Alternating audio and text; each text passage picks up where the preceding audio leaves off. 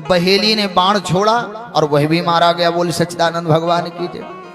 तो हिरण्याकश्यप समझाने लगा, मेरी देवी, मेरी माता, मेरी पुत्र वधू, मेरे भाई की छोटी पत्नी, मैं तुम सबसे निवेदन करता हूं, एक ना एक दिन सबको मरना है और मृत्यु निश्चित है, तो शोक कैसा, ईमानदारी से बताओ। एक दिन कबीरदास जी कह रहे थे, देखो देखो ये मुर्दों का बाजार। तो किसी ने कहा सरकार सब जीवित हैं। कहा कि जीवित कोई नहीं है, जो मरा है वो प्रेजेंट काल का मुर्दा है और पास्ट काल का जिंदा था। बोली सच्चिदानंद भगवान की जय। और जो लोग लेकर के जा रहे हैं वो प्रेजेंट टाइम में जिंदा है, पास्ट काल के मुर्दा है। बोली सच्चिदानंद भगवान की। हैं तो सब मुर्दे, आज हमारी काल तुम्हारी, देखो दुनिया पारी पारी। बोली सच्चिदानंद भगवान की जय। हैं सब मुर्दे। बोलो। और एक बात बताएं, कोई मरता नहीं है, जाता नहीं है कोई दुनिया से दूर चल के, और मिलते यहाँ सभी हैं कपड़े बदल बदल के। अच्छा, कभी आप लोगों ने रामलीला देखा है? रामलीला में जो राजा दशरथ बना है वही बाद में रावण का रोल करता है। कपड़ा बदल लिया, चंदन बदल लिया, क्या बन गया? रावण बन गया। अभी जब राजा दशरथ बना था तो पुत्र वियोग में प्राण त्याग रहा था, और जब रावण का रोल कर रहा है तो कह रहा है वनवासी, वो मूर्ख वनवासी ठहर जा। बोलो हाँ या ना? अच्छा, जो राम बने हैं और रावण को मंच पर कह रहे हैं मैं तुझे मारूंगा, रावण कह रहा मैं तुम्हें मारूंगा, और पर्दा जैसे गिरा तो दोनों ठंडक में बैठ करके कह रहे जरा चाय पिलाओ यार। तो रावण राम को चाय पिला रहा है और राम रावण को चाय पिला रहे हैं। बोले सच्चिदानंद भगवान की जय। बोलो हाँ या ना? पर्दे पर दिखाई पड़ रहा है कि राम रावण शत्रु है, लेकिन पर्दे के पीछे न राम शत्रु है न रावण शत्रु है, सब एक साथ है। बस ऐसे ही है जो शरीर अच्छा बताओ, आप जो पहन करके यहाँ कथा में आए हो, क्या यही पहन करके सोएंगे भी? नहीं। यही पहन करके आप रिश्तेदारी में भी जाएंगे? नहीं। तो ऐसे ही हमारा ये जो शरीर है, इसके भीतर जो हमारा अतिथि है, ये क्या करता है? जाता नहीं है, खाली कपड़ा बदल देता है। कभी चूहा, कभी बिल्ली, कभी कुत्ता, कभी हाथी, कपड़ा पहन करके आ गया।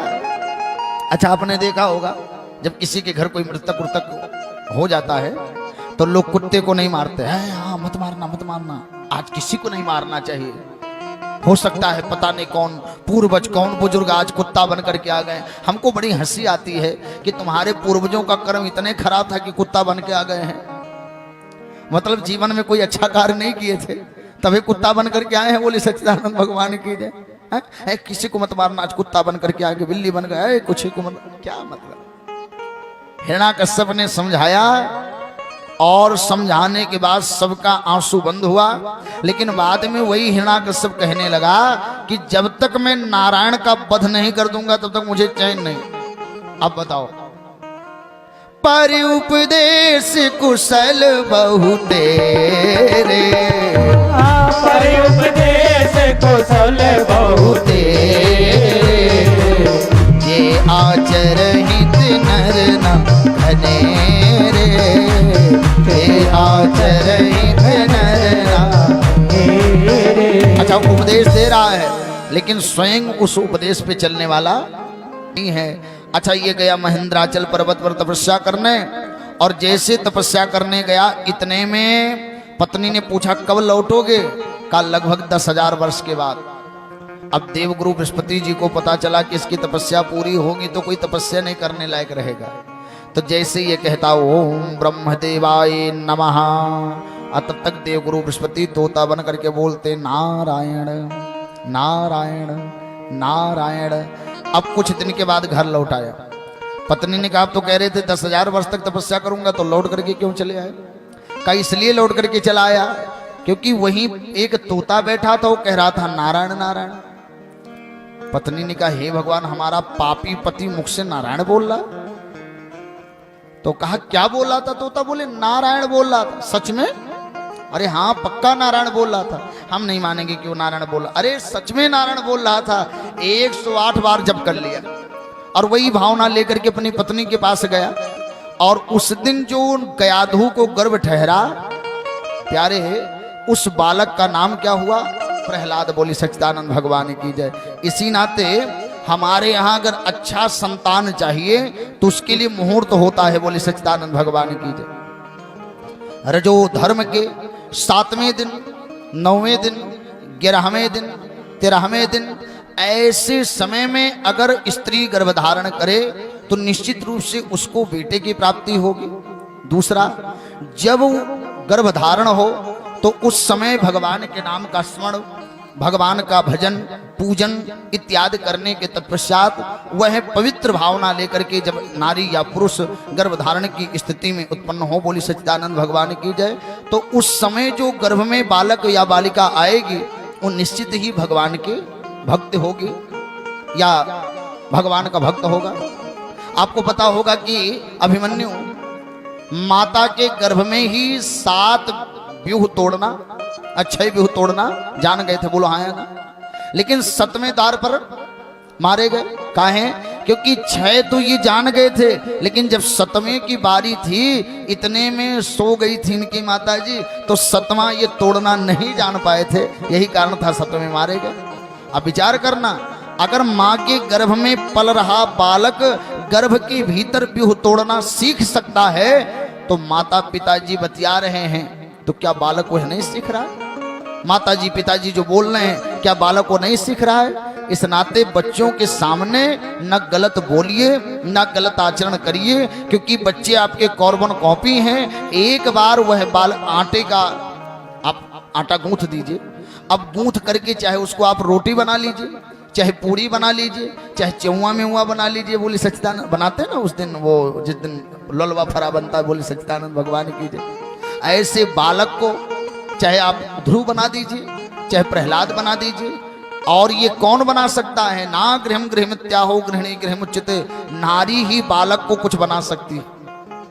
चाहे बेटा, चाहे ध्रुव, चाहे प्रहलाद, चाहे कुछ भी बना लेगी, लेकिन वह अपने संस्कार के माध्यम से बनाएगी।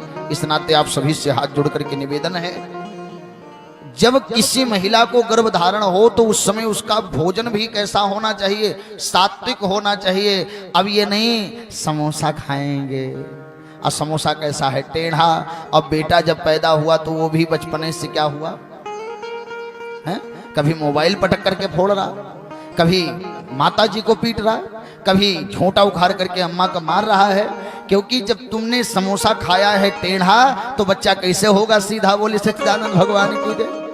इस नाते शास्त्र में लिखा गया है, जब राम जी लक्ष्मण जी माता के गर्भ में आए तो उस समय माताएं क्या खाती थी? खीर खाती थी। रामायण का पाठ होता था, शास्त्र वेद अध्ययन करती थी, सत्संग सुनती थी। मंदिर महोत्सव राज ही रानी और शोभा तेजशील गुण खानी। तब ये बच्चे इतने बड़े। और जब राम जी के पालने के बाद जानते क्या सुनाया जाता था? सत्यम ब्रुयात, सत्य बोलो, सत्य बोलो, सत्य बोलो। और उस सत्य बोलने का ऐसा प्रमाण पत्र मिला राम जी को कि जब पिता ने एक बार कह दिया कि राम तुम्हें राजगद्दी पर बैठना है, संयमता से रहना है, लेकिन माँ ने कहा कि तुम्हें वन जाना है, तो एक बार भी नहीं कहा माता जी वन में कैसे जाएंगे, पाँव में चोट लग जाएगा, कंकड़ पत्थर कुछ इत्यादि लग जाएंगे, कैसे? एक बार भी नहीं कहा। बहुत सहजता से हंस करके राम वन में चले गए। क्यों? क्योंकि उनको वो बात याद है कि रघुकुल रीति सदा चली आई, रघुकुल रीति सदा चली आई, प्राण जाई पर वचन न जाई, प्राण जाई पर वचन न जाई। और प्यारे, आज जब प्रहलाद जी माँ के गर्भ में आए, कुछ दिन के बाद प्रहलाद धरती पर प्रकट हुए, और जैसे धरती पर आए तो पिता ने इनके लिए एक बंधन लगा दिया। सुनो, दक्षिण टोला मत जाना, क्योंकि वहां पर एक भक्तिन है, पुरोहितानी है, भगवान की बहुत बड़ी भक्तिन है, उसके पास जाओगे कहीं ऐसा ना हो कि तुम भी भगवान के भक्त हो जाओ। लेकिन तुलसी जैसे भवतव्यता और तैसे मिले सहाय, और आप नयामई ताहि पुन ताहि तहां ले जाए। और एक दिन प्रहलाद जी वहीं पहुंच गए और उसने बिल्ली के बच्चों को बंद कर दिया था और आग लगा दिया था अब रात भर रोने लगी।